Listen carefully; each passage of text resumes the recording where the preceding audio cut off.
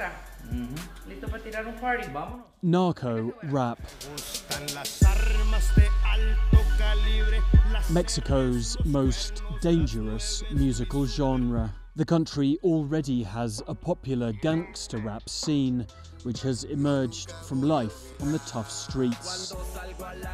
But the gangsters themselves are getting in on the act, paying young musicians to write ballads about their exploits and telling their side of the country's drug war. But for the artists who take the cartel dollar and speak on behalf of criminal organizations, it's a dangerous life. Big Los, one of Narco-Rap's biggest stars. Raised in South Texas, he's a prime example of Latino street culture. Yeah, you know, they're like trophies, you know. We're not gonna bubble from one next to another and become a superstar. We'll become, you know, more like a legend in the streets, you know. My gente, my bandidos, tú sabes, la raza malandra, la raza que anda movida, toda esa gente es mi gente, la gente de las calles. Big Los is a product of the Gulf Coast border culture. It's a region plagued by organized crime. On the Mexican side, in Tamaulipas state, the towns of Reynosa and Matamoros are some of the most dangerous in North America. Tony Zavaleta, an academic from Brownsville on the US side of the border, is an expert on the ongoing criminal situation. In Tamaulipas, over the course of at least the last 8 years, a cartel has been in charge. The cartel can stop you on the highway. If you're lucky, they'll just exact tribute from you. Otherwise, if you're not lucky, they'll take your vehicle. I mean, so it's difficult.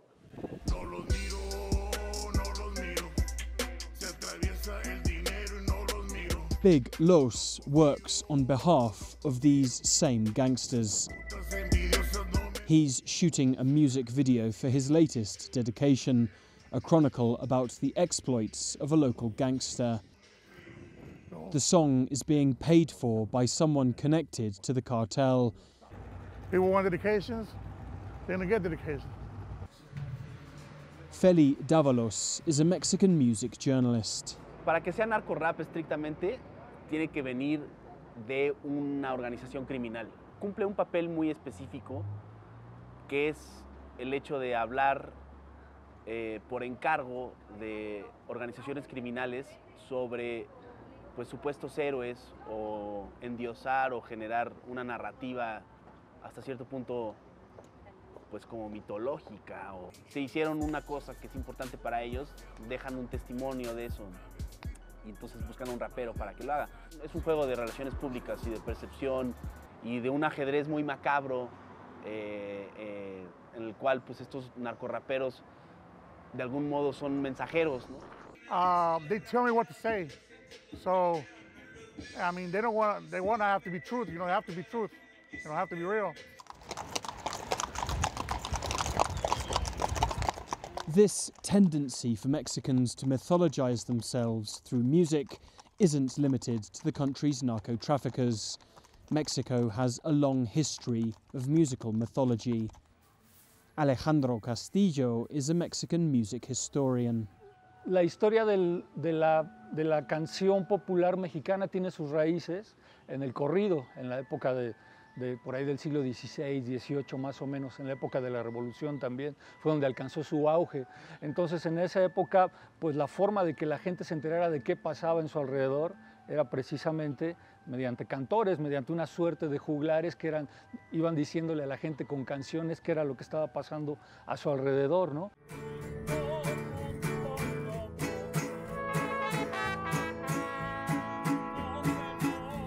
This culture of the corrido is key to Mexican mythology. Podría ser la manifestación en forma de canción de un hecho de la vida real, que con el tiempo va mitificándose, va desarrollando, alcanza vericuetos y con el paso del tiempo ya es difícil saber si ocurrió o no.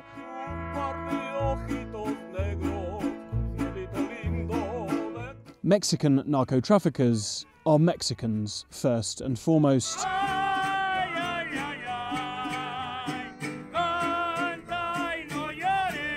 And share this culture of musical legend. De alguna u otra forma es lo que el mexicano requiere, ¿no? Hacerse de superhéroes. No tenemos políticos a quienes seguir, no tenemos una figura que nos haga sentirnos favorecidos, estamos descobijados y en ese son pues tenemos que recurrir a héroes inventados, ¿no? Ha ido degenerando la canción, actualmente podría decir que es la canción popular mexicana más conocida del mundo, quizá al lado de Cielito Lindo, y pues está en el aire, ¿no? En realidad no sabemos cuál es su germen, ni qué tanto se ha ido degenerando con el tiempo, es una especie de mito también, ¿no? Y pues en este rol pues está ocurriendo con los narcotraficantes. But not all narco-rappers live like Big Los.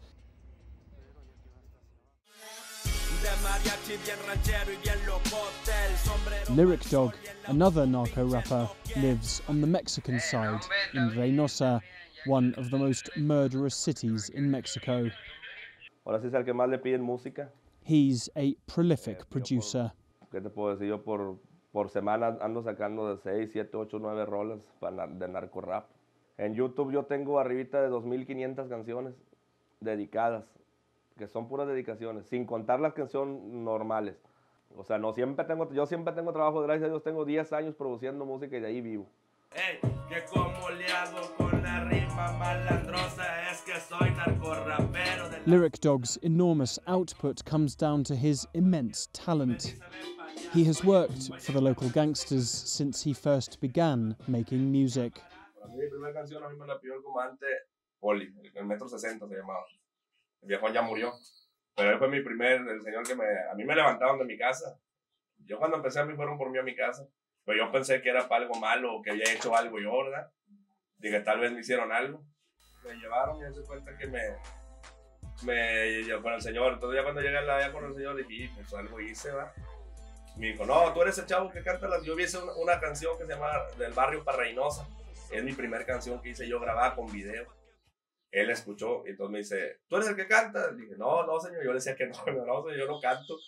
Dime la verdad. Digo, no, pues hizo yo, ¿qué hice? Dije, no hiciste nada, quiero una canción para mí. Tú eres igual que no sé qué, me dijo otro nombre. Le dije, no, jefe, le digo, al chile yo nunca he hecho canciones para nada de este jale, ni sé ni cómo se maneja. Hágame una canción a mí, güey. Y si queda mamalona, vas a ver. A kid from the slums of Reynosa, Lyric Dog was quickly producing dedications for mobsters across town. Pues así empecé yo, carnal. Yo no tenía nada, güey. Yo no tenía ni dónde vivir, güey. Yo al chile, yo me casé y yo andaba batallando bastante. Yo no tenía dónde vivir. Me di cuenta que yo rentaba una casa, a veces ni para comer tenía, güey. Y se armó toda la gente, los ceros estaban de luto, les habían tumbado al jefe. Today, Lyric Dog is one of Reynosa's top narco-rappers. Lo que pasaba. But while he may be a famous figure around town, his notoriety has its price. Yo, como soy narco-rapero de Reynosa, con el simple hecho de decir Reynosa, pues ya te están mezclando con una célula de Reynosa. Yo tengo sin salir de Reynosa más de 10 años, que no salgo por otra parte ni a visitar familia, por miedo a que me vaya a pasar algo en el camino. En Reynosa, yo sé que Reynosa, pues ahorita aquí en Reynosa, pues yo soy el rapero de Reynosa, soy pues ahora sí como quien dice, soy de los consentidos, pues de aquí. O sea, aquí no pasa nada, pero no puedo yo pisar por su lado. Through producing songs for the local cartel faction, Lyric Dog is seen as a spokesman for the organisation by that same gang's rivals across the region, and that puts him in harm's way. They've created, in many ways, a myth of there being this unified cartel, this thing called the Gulf Cartel that has a super boss at the top and then lower bosses and so forth, all the way down to the street level. And I don't know that that's true. It's about money. And there's so much money involved in activities in the Matamoros Plaza or Rio Bravo Plaza and now the Nuevo Progreso Plaza, and then moving west, Reynosa, that the cartel faction in Reynosa has to, I mean, I doubt that they would come to Matamoros or vice versa. They stay in their region. Mi compañero, él también rapea. Lyric Dog now lives with the consequences of a decision he made 8 years ago when, kidnapped in the dead of night by the cartel, he agreed to sing a song about the local boss. He says by this point, there's no turning back. Ya hago, no hago una rola, es lo mismo. O sea, a mí llega un señor, un comandante, oye, quiero una canción. No, jefe, no quiero hacérsela porque pues me voy a quemar. Como quiera, estoy bien quemado. Mejor la hago y sigo agarrando dinero. Me gusta porque yo sé que tengo bastante talento, yo sé que pues, anduviera sonando bien recio en muchas partes. Pero pues, no le puedo decir que no a lo que me da de comer, ¿sí me entiendes? He's accepted his fate, but says perhaps it's not all bad. A lo mejor muchas veces por la raza lo va mal, pero a lo mejor otra raza lo puede ver como un consejo de decir, no, mejor no me meto ahí. Estoy bien loco por ti, chiquilla, tú eres la buena. Vaya viendo que comprarse, que ya va a querer la quincena. Tú eres la buena de los poquitos que tengo. But another local rapper doesn't see things the same way. Mr. Tyson comes from a place where Lyric Dog doesn't dare to tread, the town of Matamoros, another cartel stronghold just 50 kilometers away. Y muchas veces en el narco-rap pues, te cuentan las fantasías, te cuentan de dinero, de carros, de mujeres, pero no te cuentan las consecuencias y lo que tienes que hacer para conseguirlo. Fui de la semana, un infante de marina. Instead of rapping about the glory of organised crime, Mr. Tyson has shunned the narco dollar and raps instead about the Mexican military. Y yo con mi música te cuento exactamente lo que es en el ejército. Vas a sufrir, vas a estar fuera de tu familia, pero vas a tener el honor de servir a tu nación y estar haciendo las cosas bien. Diferentes militares y marinos donde me dicen, ¿sabes qué? Yo antes trabajaba en fábrica, yo antes trabajaba en un Fresh Cash, yo antes trabajaba en un Oxxo. Escuché tus canciones y me motivaron a ser parte de las Fuerzas Armadas. Te lo debo, pero todos me apodan perro y andamos sacando la feria, jalando acá en el extranjero. Through writing dedications to the armed forces tackling the narcos, Mr. Tyson has seen his career opportunities grow. Aguanta que yo le canto a la gente que trabaja honradamente. Sí me han llegado personas que me han dicho que si les canto una canción, una dedicación, y son gente que están trabajando. Pero les digo, les hablo sinceramente, les digo que yo no le canto al narco.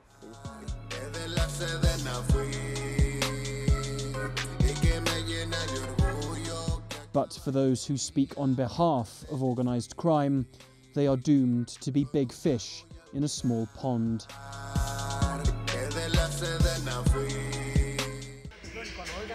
While the top narco-rap stars like Big Los may have won their fame, Mexico's wider music industry does not accept them. El rap en México ha tenido que luchar por ganar espacios, ¿no? Y como por ser respetado y como por ser visto como una cosa que sea positiva para la sociedad o que cumpla un papel.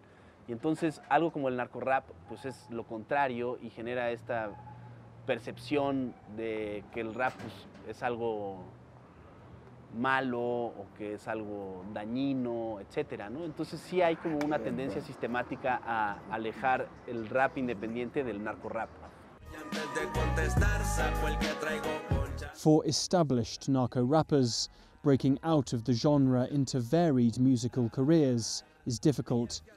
For Lyric Dog, it's a reality he has accepted. Hubiera yo sabido en aquel entonces que yo iba a llegar a ser lo que soy ahorita, no, pues yo hubiera hecho mi carrera diferente.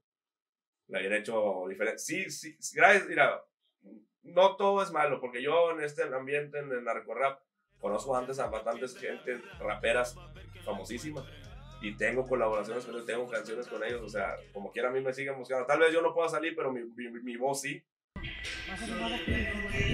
Big Los has aspirations to grow in the music industry and is slowly trying to move away from writing dedications. Like you said, it has stigma. You know, it smells bad. Who's gonna sign a narco rapper? He do a song here, tomorrow he's dead. All his investment going down the drain. Liabilities. You know what I'm saying? This is liability, man. We're talking about family members. Yet, after so long making dedications, he won't talk openly about their financing. I don't have no involvement with them. That's all. No business involvement. Except except for the money they pay, right? Except for the money they pay for what? For the songs. Well, not they don't pay me. Third parties. It's not their money. Somebody else is paying. Es muy difícil que si tú haces una canción que te encargó una organización criminal, después puedas generar una carrera artística como tal, porque por un lado estos grupos criminales no te van a dejar, por el otro lado la gente que está fuera de ese universo pues va a ser muy difícil que conecte contigo, entonces de algún modo como decimos aquí en México, te apestaste, ¿no? O sea, ya es muy difícil como poder generar algo más allá de esa etiqueta de narco-rap. O sea, aunque él quiera ser ya rapero normal, ya no puede, porque la raza ya lo tiene fichado como narco-rapero. Como a mí, pregunta por Lili Doc, ¿qué onda con Lili Doc? El que hace rolas para la maña. En corto. Esa es la fama que nos agarra. Esta va para mi hermano, el hombre que me dio la mano, mi amigo y confidente que se me ha adelantado. For the young musicians who choose to make narco-rap, it's a decision they must live with for the rest of their lives, betting their futures on the prosperity of the cartel. Play with fire, you're gonna get burned. But that's part of the game, man. That's where they know. As Mexico's next generation make decisions about their future,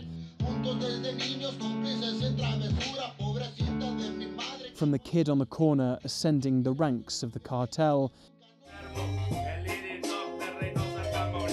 to the young musician putting a price on his talent,